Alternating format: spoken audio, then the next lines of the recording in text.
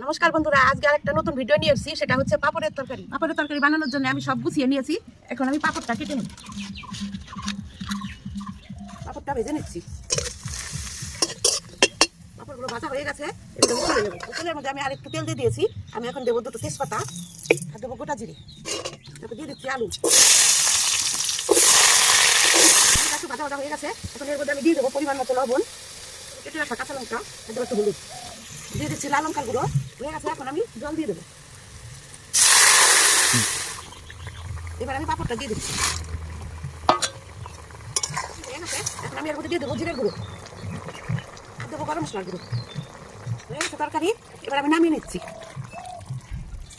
ভিডিওটি কেমন লাগলো কমেন্টে জানাবেন, তাহলে আমি একটু খেয়ে দেখি।